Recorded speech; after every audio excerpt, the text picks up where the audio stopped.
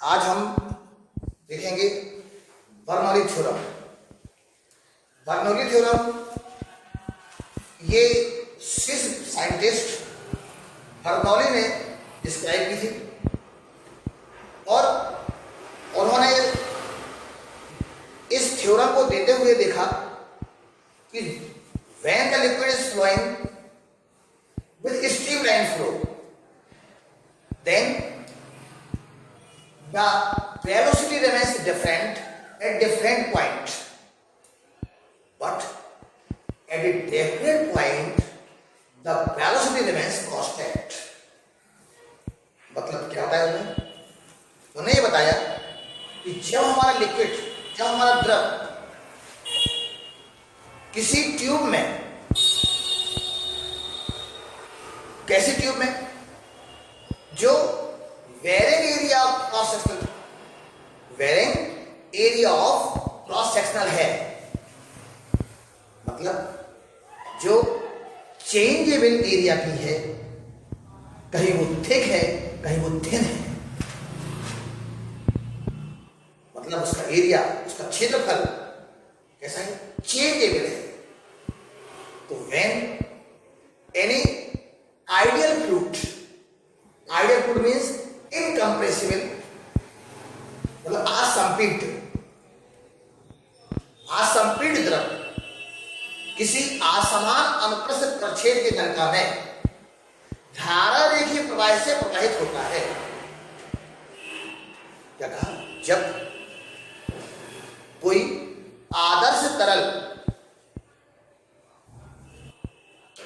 किसी असमान अनुप्रस्थ के प्रच्छेद की नलिका में धारा रेखीय प्रवाह से प्रवाहित होता है, तब नलिका के प्रत्येक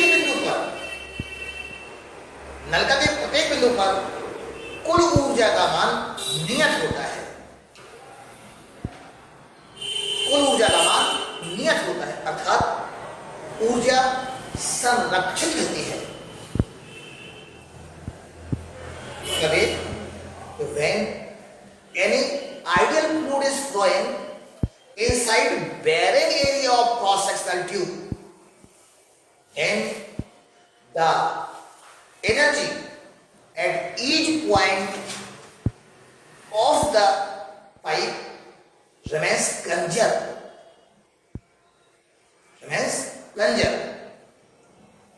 So it is Bernoulli theorem. It is Bernoulli theorem. So consider the ideal fluid is flowing inside varying area of cross-sectional tube. देखिए हम एक varying area of cross sectional tube, मतलब एक परिवर्ती क्षेत्रफल की एक ट्यूब बनाते हैं हम, परिवर्ती क्षेत्रफल का एक ट्यूब बनाते हैं। इस ट्यूब में जो लिक्विड फ्लो हो रहा है वो स्ट्रीम लाइन है, स्ट्रीम लाइन फ्लो से फ्लो हो रहा है, मतलब धारा रेखीय प्रवाह से प्रवाहित हो रहा है। और कैसा फ्लूइड है ये? आइडियल फ्लूइड है ये, आदर्श तरल है ये। और इस आदर्श तरल में ये जो है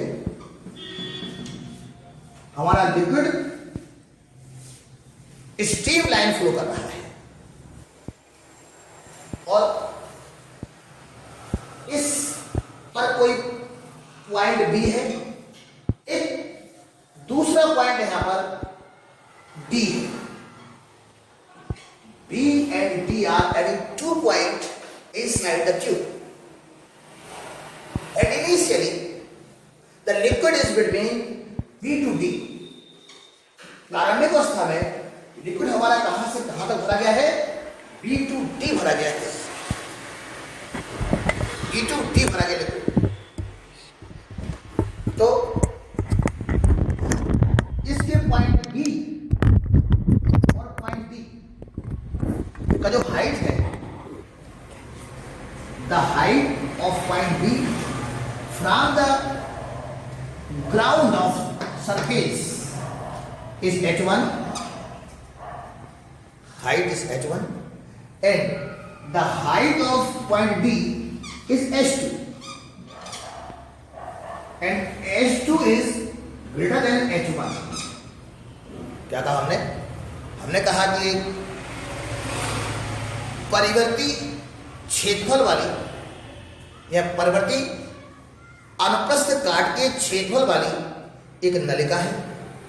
इस नलिका में तरल प्रारंभिक अवस्था में B से D तक भरा हुआ है और पॉइंट B का सरफेस से हाइट h1 है एंड पॉइंट D का सरफेस से हाइट h2 है and the flow of the fluid of density, the density of flow of fluid is rho. rho जो है इस फ्लूइड का, इस तरल का घनत्व है। Let the area of cross section of point B is A1 and the area of cross section of point B is A2. The velocity of the fluid from point A from point B is v1 and the velocity of fluid from point D is v2. मतलब ये कि point B से प्रवाहित होने वाले तरल का वेग v1 है और पॉइंट D से प्रवाहित होने वाले तरल का वेग v2 है और पॉइंट B पर जो तरल का दाब है वो P1 है। It is T1 and the pressure of point D P2 है। मतलब पॉइंट B पर दाब P1 है और पॉइंट D पर दाब P2 है और प्रारंभिक अवस्था में हमारा जो तरल है वो B से D तक भरा हुआ है। तो बर्नौली ने बताया कि इन दो पॉइंट के बीच का दाब का अंतर, दोनों पॉइंट मतलब B और D, दोनों पॉइंट B और D के बीच के दाब का अंतर उसकी गतिज ऊर्जा में परिवर्तन तथा स्थितिज ऊर्जा में परिवर्तन के बराबर होता है। क्या कहा बर्नौली ने कहा अपन से कि नलिका के किन्हीं दो बिंदुओं में दाब का अंतर उसकी गतिज ऊर्जा में परिवर्तन तथा स्थितिज ऊर्जा में परिवर्तन के योग के बराबर होता है। The pressure, the difference of pressure between any 2 points remains equal with the sum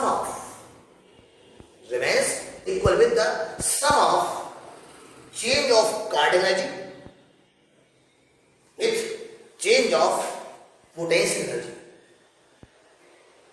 So the pressure is point D is P1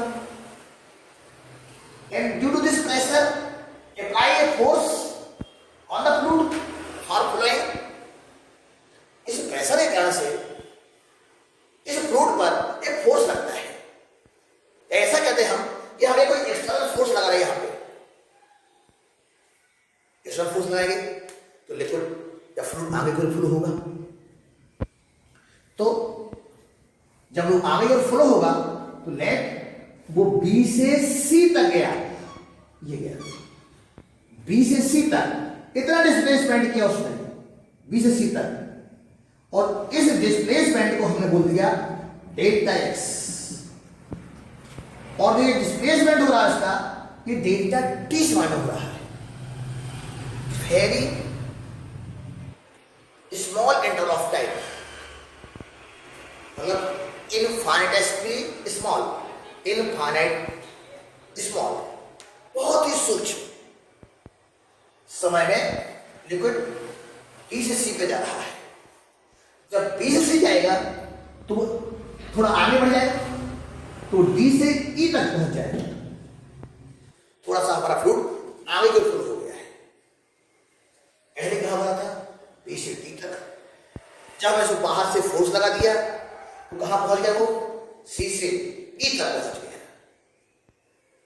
तो जो हमने यहां पर इस फ्लूइड पर वर्क किया, सॉलिड फ्लो कराने के लिए हमने क्या किया? वर्क किया। फ्लूइड को फ्लो कराने के लिए, मतलब द्रव को प्रवाहित करने के लिए हमने द्रव पर कार्य किया है। वो द्रव पर किया है कार्य या तरल पर किया है कार्य। यहां हम तरल को द्रवस्था में लेते हैं। इस अध्याय में अपन कि तरल का मतलब गैस भी होता है, मगर हम यहां पर द्रव की व्याख्या करते हैं। तो तरल पर किया गया कार्य,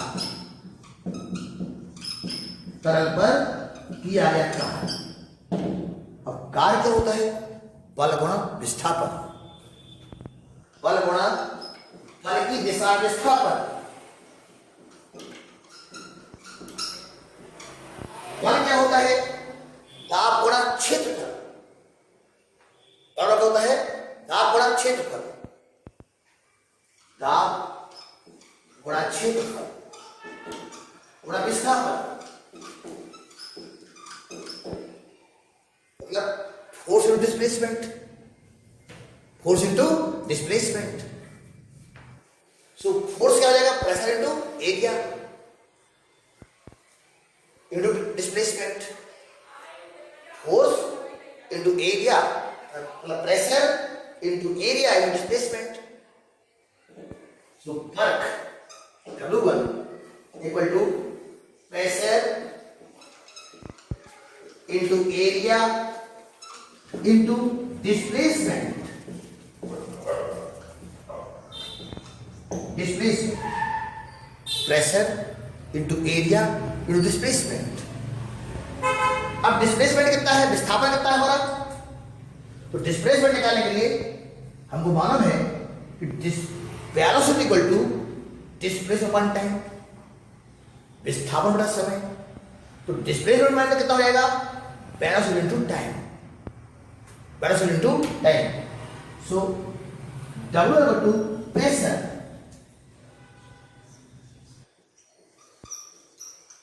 into area into velocity into time. मतलब दाब गुणा क्षेत्रफल गुणा वेग गुणा समय। तो प्रेशर P1, हमने यहां पर प्रेशर P1 ले चुके हैं, P1, area A1, velocity V1, time delta T। ये हमने नेट कर लिया है कि B से C तक जाने का जो टाइम लगा वो डेल्टा T है। Delta T is the time from B to C. B से C तक जाने में जो तरल ने समय लिया वो डेल्टा T है। So W1 equal to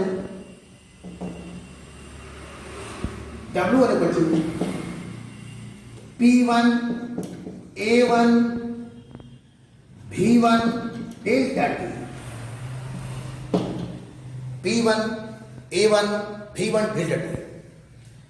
अब अपन इसमें देख लें कि हमारा ये एरिया है और ये डिस्प्लेसमेंट है। So area into displacement V1 delta T। Area into displacement क्या बोलते हैं लोग? वॉल्यूम, आयतन। वॉल्यूम, आयतन। तो देखो आयतन को भी V से बताना है और वेलोसिटी को V से बताना है। इसलिए वेलोसिटी के लिए हम स्मॉल v का उपयोग कर रहे हैं, वेलोसिटी के लिए स्मॉल v लगाएंगे हम, और वॉल्यूम के लिए हम कैपिटल v का उपयोग करेंगे। तो area into displacement, area displacement is volume. तो चेंज इन वॉल्यूम टाइम के साथ उस उसका वेरिएशन बना है, change in volume. So work W1 equal to P1 delta V, equation number first. ये वर्क किया हमने किस पर? लिक्विड पर किया है, फ्लूइड पर किया है। So the work on the fluid, the work on the fluid, क्या हुआ ये? The work on the fluid, the work on the fluid,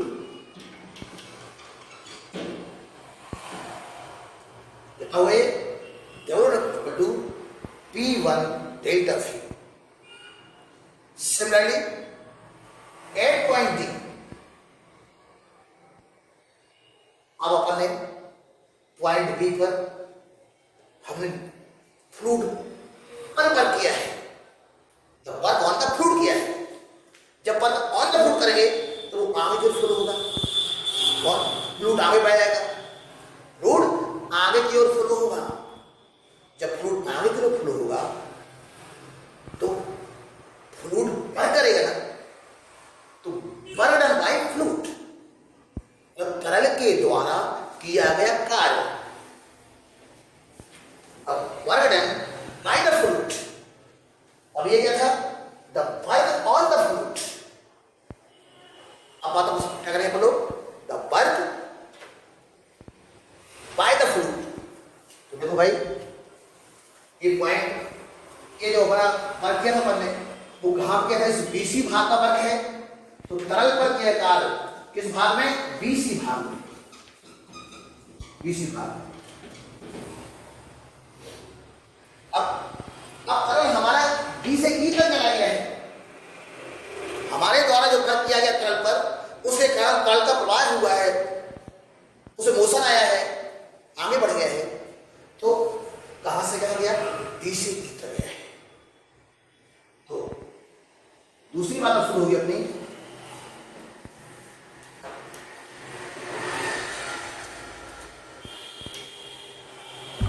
क्या? Work by the fluid, by the fluid, the work by the fluid. So similarly,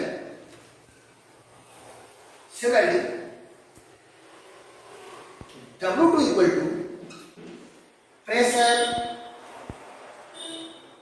ये बोले pressure P2, area A2, velocity V2, time delta T, और A2 V2 delta T, A2 V2 delta T equal to change in volume, आयतन में परिवर्तन, change in volume. So W equal to P2 A2 V2 delta T equal to change in volume. So W2 equal to P2 delta P2 delta P। अब आपने देखा है, यहां भी delta भी ले लिया हमने, यहां भी डेल्टा भी ले लिया हमने, जबकि यहां लिखा था A1 V1 डेल्टा T, तो यहां वो डेल्टा V1 लिखना चाहिए क्या? नहीं, क्यों? क्योंकि हमारा फ्लूइड कैसा है? आइडियल फ्लूइड है, और आइडियल फ्लूइड में यूनिफॉर्मली वॉल्यूम फ्लो होगा।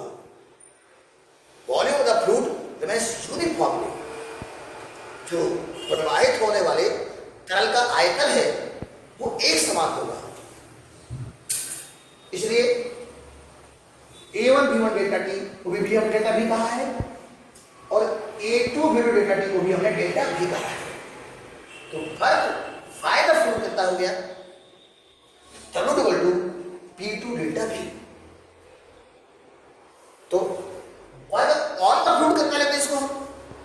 दो बातें देखो, यहां समझना, ध्यान देना चाहिए। वर्क बाय द फ्लूइड है ये, इसको निकाल दो वर्क ऑन द फ्लूइड।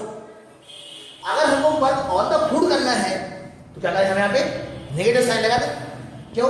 जब वर्क बाय द फ्लूइड होगा तो अगर हमको करना पड़ेगा तो हम वर्क ऑन द फ्लूइड करेंगे,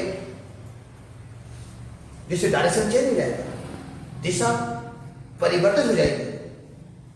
तो क्या work on the fruit,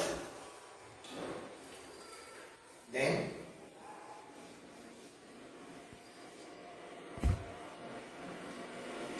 the work on the fruit,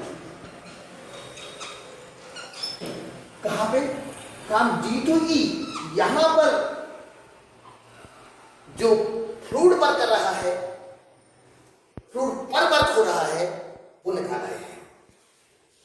तो the work on the fruit equal to minus P2 delta. तो पॉइंट बी पर हमने क्या किया था, पॉइंट बी पर या बी से सी की जो हमने जो वर्क किया वो भी क्या था, work on the fruit. D से ई में भी था, वो भी क्या था, वर्क ऑन द फ्रूट। मतलब वर्क पर किया गया कार्य बी से सी तक भी वर्क है, कहा तरल पर किया कार्य बी से सी तक भी है, और तरल पर किया कार्य कितना है, डी से ई के भाग का भी है। क्या कहा, बी से सी भाग में तरल पर किया कार्य है, जो हमारा समीकरण नंबर 1 है। फिर डी और ई के बीच में जो तरल पर क्या कार्य है वो हमारे क्वेश्चन नंबर 2 है, वो क्या रहेगा, माइनस P2 डेल्टा भी। अब ये भी तरल पर कार्य है, ये भी तरल पर कार्य है, दोनों क्या है, तरल पर कार्य है, तब वर्क ऑन द फ्लूइड है। इसे दोनों को हम ऐड कर देंगे, तब total work with net work on the fluid, the total work on the fluid, total work on the fluid equal to W1 plus W2. So W1 from equation first and W2 this equation it can be said to be a third.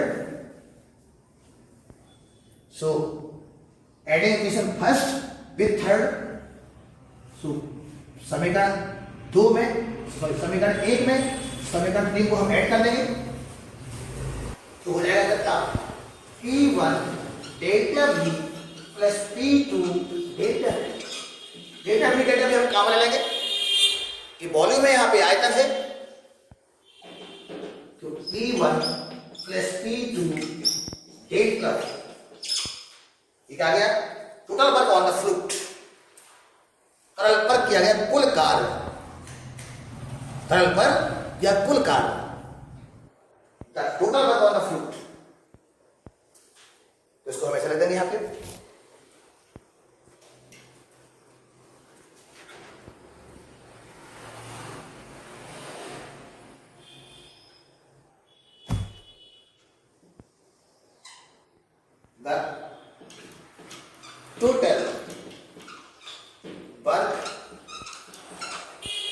total work on the fluid equal to P1, और देखो यहाँ पे plus किया था अपन ने, तो ये sign negative का है, तो यहाँ पे काम कर ले बोलो, यहाँ पे हम नेगेटिव साइन वाले, तो इसी को हम ऐसा कर लेंगे, प्लस रहा और W2 हो जाएगा हमारा कितना, minus P2 delta T delta V, तो P1 delta V minus P2 delta T. अब हमने डेल्टा V से काम ले लिया, तो P1 माइनस P2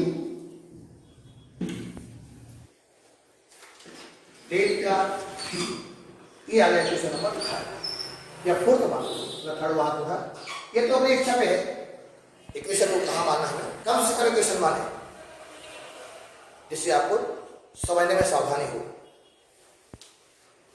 अब ये वर्क ऑन द फ्लूइड हो गया, जब वर्क ऑन द फ्लूइड हो गया तो हमारा फ्लूइड फ्लो करेगा, हमारा तरल प्रवाहित होगा, जब प्रवाहित होगा तो उसमें गतिज ऊर्जा होगी, काइनेटिक एनर्जी होगी। इस सभी प्रवाहित होने वाली अथवा गतिमान वस्तुओं में गतिज ऊर्जा होती है। और अगर उसी वस्तु की सतह से निश्चित ऊंचाई हो, ग्राउंड लेवल से निश्चित ऊंचाई पर हो, तो उसमें स्थिर ऊर्जा होती है। मतलब हाइट पे जैसे अपन जाएंगे वैसे वैसे ग्रेविटेशनल पोटेंशियल एनर्जी होगी, और मोशन के कारण से due to motion there will be kinetic energy. तो अब से मोशन शुरू हो गया, हमने फर्क कर दिया उसमें, और हाइट भी है सरफेस से, हाइट सरफेस से। तो इन दोनों को क्या करेंगे बोलो, ये बताएंगे आपको कि जो काइनेटिक एनर्जी है पॉइंट बी की वो कितनी है, and kinetic energy point B की वो कितनी है, and potential energy of point B कितना है, and potential energy point D कितना है। तो देखें इसको।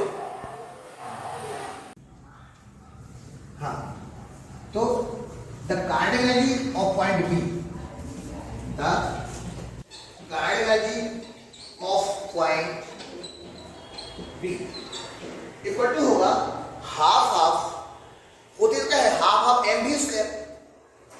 एम क्या होता है, density equal to mass upon volume से, density equal to mass upon volume से, मास इक्वल टू हो जाएगा density into volume.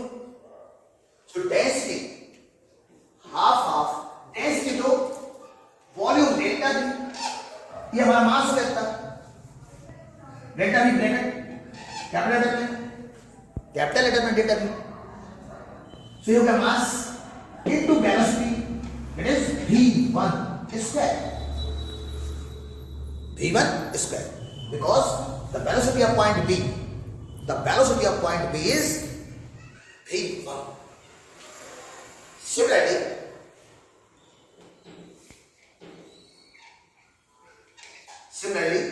the kinetic energy of point D, the kinetic energy of point D equal to half of rho delta v v2 square. So change in kinetic energy, change in kinetic energy, तो इस वाले energy को इससे submit कर देंगे। अगर D पे जो काइनेटिक एनर्जी है, डी पे जो गतिज ऊर्जा है, उसको पॉइंट बी की गतिज ऊर्जा से हम घटा देंगे। So change in kinetic energy माने गतिज ऊर्जा में परिवर्तन। तो change in kinetic energy equal to half rho delta v v2 square minus half rho delta v v2 square. तो अपन काम वाले इसमें हाफ ऑफ रो डेल्टा भी यहां भी है, हाफ ऑफ रो डेल्टा भी यहां है, ये काउंट हो जाएगा। तो अब यहां लिखेंगे हम, देखो क्या लिखते इसको, change in kinetic energy, change in kinetic energy equal to half of rho delta भी काउंट हो जाएगा v2 square minus v1 square. ये हमारी काइनेटिक एनर्जी। अब similarly the potential energy of point B and the potential energy of point D, मतलब point B की गुरुत्वीय स्थितिज ऊर्जा, पॉइंट बी की गुरुत्वीय स्थितिज ऊर्जा का पॉइंट डी की गुरुत्वीय स्थितिज ऊर्जा। So the gravitational potential energy पर P of point B equal to हो जाएगा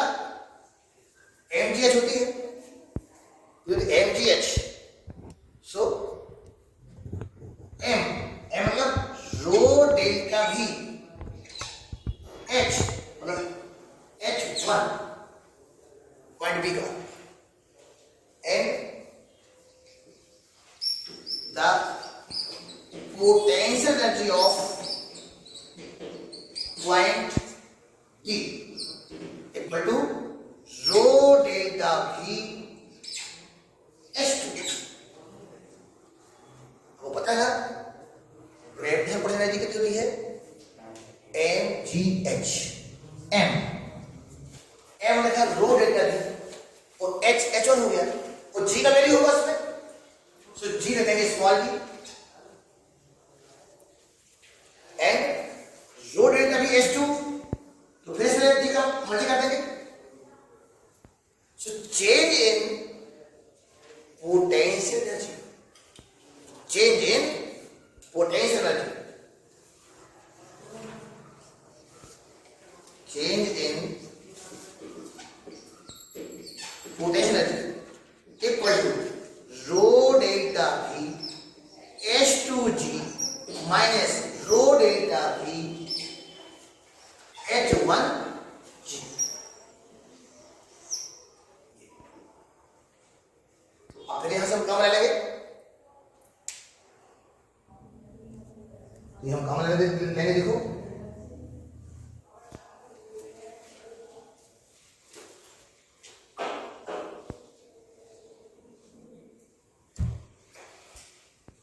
change in potential energy equal to change in potential energy equal to, अब वो कॉमन क्या है हमारे पास? रो डेल्टा V और G।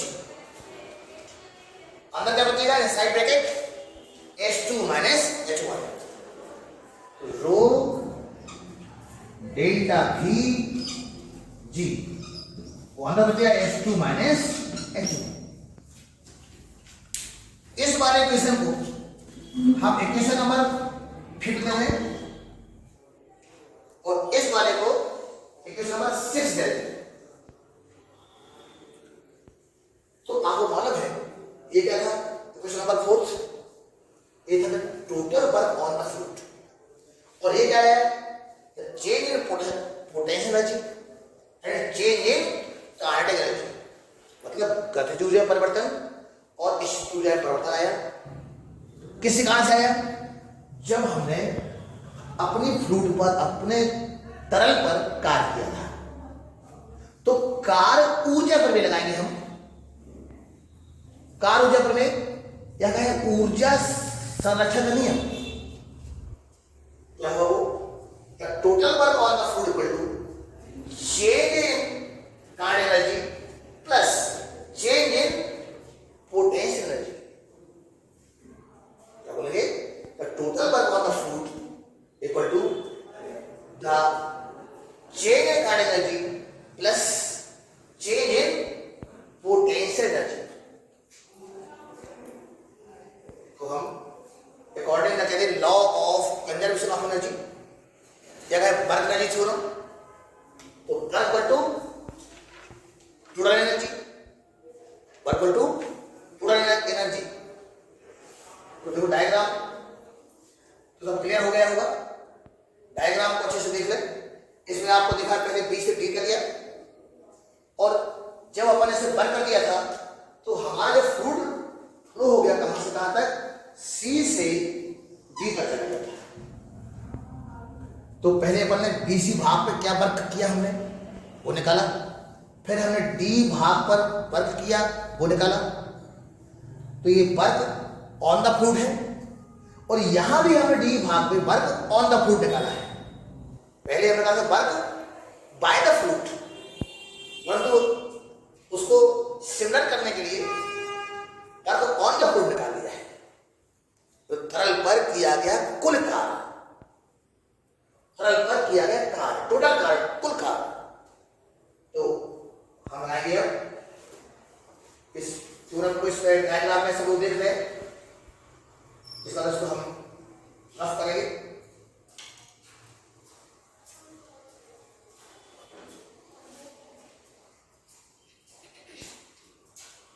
तो according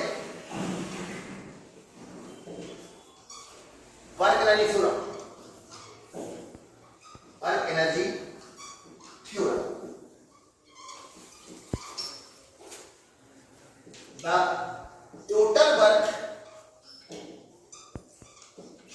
on the fluid equal to change in kinetic energy plus change in potential energy. मतलब जो हम फ्लूइड पे कार्य करते हैं वो गतिज ऊर्जा में परिवर्तन और स्थिर ऊर्जा में परिवर्तन के योग के बराबर होता है।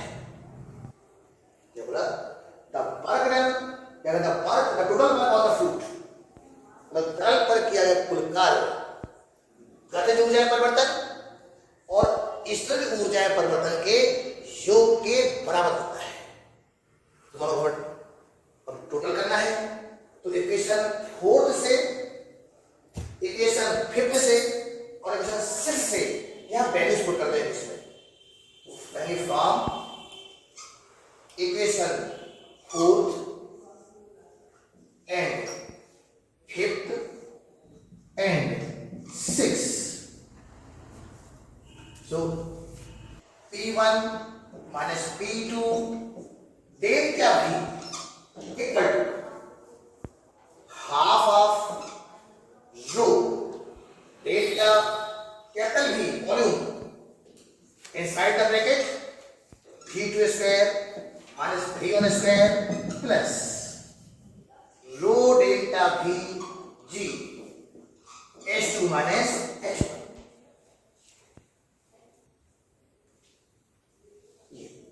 अब क्या करें इसको? या तो डेल्टा V को डिवाइड कर दे पूरे में, डेल्टा V को बोथ साइड डिवाइड कर दे या कट कर दे। तो देखो डेल्टा V को कट कर दे अपन, डेल्टा V कैंसिल हो गया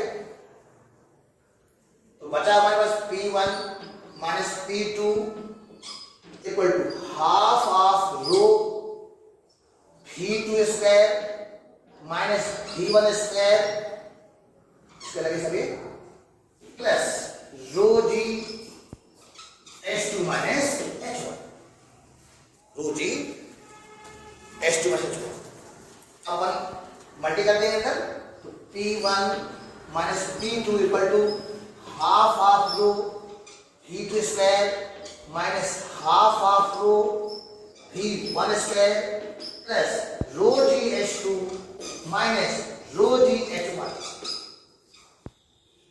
रो जी H1।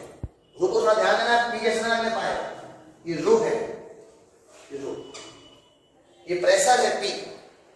तो अपने एनसीईआरटी बुक में थोड़ा सा प्रेस ऐसा रो बनाने के लिए अच्छे से कर देते हैं जिससे क्लियरली समझ में आ जाए। तो वैसे अपन भी अपना हैबिट डाले कि रो हमारा ऐसे थोड़ा अच्छा सा आ जाए।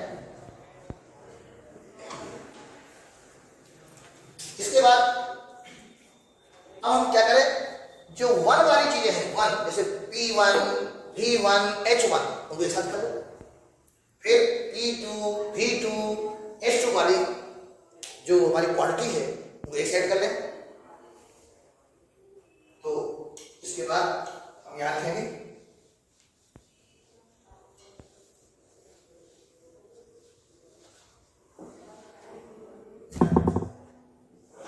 तो देखिए आप P1 plus half of rho V1 square, जब वो साइड चेंज होगा इसका तो ये माइनस से प्लस जाएगा इस तरफ वाले पे, फिर प्लस ये डेट हम इस तरफ लेके आ रहे हैं बराबर की साइड पे, तो रो जी H1 इक्वल टू, अब इस P2 का साइड चेंज कर दें हम तो वो प्लस में हो जाएगा, तो P2 plus rho V2 square plus rho g H2। अपने कोई दो पॉइंट ये है, कितने भी पॉइंट अपन लेते उन सब पे यहां ये P1 आया, यहां P2 आया तो अगले पॉइंट पे P3 आता। यहां half of rho V1 square है, ये half of rho V2 square है तो अगला में half of row V3 square हो जाता। ऐसे अपन कितने भी पॉइंट ले जाते हैं तो इन जनरल जो रहेंगे अभी, ये पहले प्रेशर है plus half of rho V square plus rho g H equal to, क्योंकि सभी जगह पे ये टोटल एनर्जी है और ये भी एनर्जी क्या है, इक्वल है, इक्वल और यूनिफॉर्म है। जब सब जगह एनर्जी यूनिफॉर्म है इसका मतलब क्या है, कांस्टेंट है, स्थिर है। तो P plus half of rho v square plus rho g is equal to constant. It is a Bernoulli principle और it is also we can say Bernoulli theorem. इसमें क्या है कि जब कोई तरल किसी असमान अनुप्रस्थ परिच्छेद की नलिका में धारा रेखीय प्रवाह से प्रवाहित होता है तो नलिका के प्रत्येक बिंदु पर कुल ऊर्जा का मान नियत होता है। नलिका के प्रत्येक बिंदु पर कुल ऊर्जा का मान नियत कांस्टेंट होता है। तो यह ऊर्जा तीन है, प्रेशर, काइनेटिक और पोटेंशियल। तीनों का एडिशन कांस्टेंट होता है। It is solve. ये हमारी बर्नौली की थ्योरम है। इसका वेटेज बहुत है, परीक्षा में पक्का आएगी। इसके न्यूमेरिकल भी देख लें और इसको याद रखें। थैंक यू, धन्यवाद, नमस्कार।